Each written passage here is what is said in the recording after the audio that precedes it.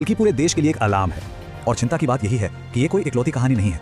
ये सिर्फ दिल्ली के एक मोहल्ले की बात नहीं है, पूरे देश में ऐसा हो रहा है। छोटे छोटे बच्चे गंभीर अपराधों की दुनिया में जा रहे हैं और ये अब एक बहुत ही डिस्टर्ब करने वाला पैटर्न बन चुका है। अगर हम एनसीआरबी यानी नेशनल क्राइम रिकॉर्ड्स ब्यूरो के आंकड़े देखें तो तस्वीर और भी डरावनी हो जाती है। साल 2022 में नाबालिगों से जुड़े 37,780 मामले दर्ज हुए। जरा इस नंबर के बारे में सोचिए। इसका मतलब है हर दिन 100 से ज्यादा मामले, मतलब हर घंटे लगभग 4 ऐसे अपराध जिनमें बच्चे शामिल थे। और ये ट्रेंड रुक नहीं रहा है बल्कि बढ़ता ही जा रहा है। आप इस चार्ट में साफ साफ देख सकते हैं 2022 के बाद 2023 में ये आंकड़ा 40,000 को भी पार कर गया। ये सिर्फ नंबर्स नहीं है, ये एक चेतावनी है जो हर साल और ज्यादा तेज होती जा रही है। अब इस प्रॉब्लम का स्केल समझने के लिए ये जानना भी बहुत जरूरी है कि हमारे देश में कुल 43 करोड़ 66 लाख से भी ज्यादा बच्चे हैं। सोचिए, इतनी बड़ी आबादी का अगर एक छोटा सा हिस्सा भी हिंसक और इतना गुस्सैल हो जाए तो हमारे देश का भविष्य आखिर किस तरफ जाएगा।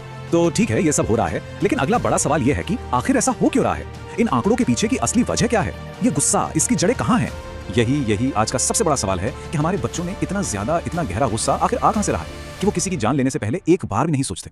जो एक्सपर्ट्स हैं वो खासकर 3 बड़ी वजहों की तरफ इशारा कर रहे हैं। पहली है वायलेंट डिजिटल कंटेंट का असर, दूसरी परिवारों में बातचीत की कमी, और तीसरी हर हाल में जीतने का जबरदस्त प्रेशर।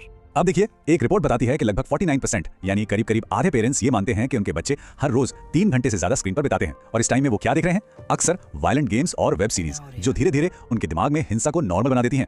और इस डिजिटल दुनिया के प्रेशर के साथ साथ असल दुनिया का प्रेशर भी है। आजकल आप देखें तो खेल सिर्फ खेल नहीं रहे हैं, वो इज्जत का सवाल बन गए हैं। चाहे पढ़ाई हो या खेल कूद, हारना जैसे अब किसी के लिए ऑप्शन ही नहीं है, वो बर्दाश्त के बाहर होता जा रहा है।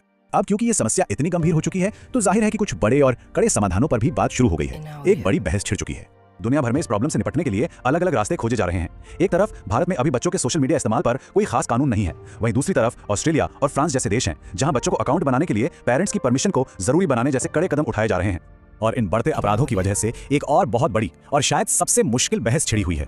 सवाल यह है कि क्या गंभीर अपराधों के लिए नाबालिग माने जाने की उम्र को 18 से कम कर देना चाहिए?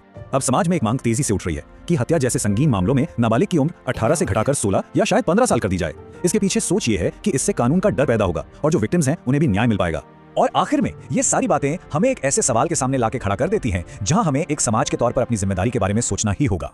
जरा सोचिए, जब कोई बच्चा हत्या जैसा घिनौना अपराध करता है तो क्या उसे सिर्फ उसकी उम्र के आधार पर बच्चा माना जा सकता है? ये एक ऐसा सवाल है जिसका जवाब समाज और कानून दोनों को मिलकर खोजना होगा, क्योंकि ये सवाल सिर्फ कुछ बच्चों का नहीं है, ये सवाल हम सबके भविष्य का है। Subscribe our channel, more informative videos.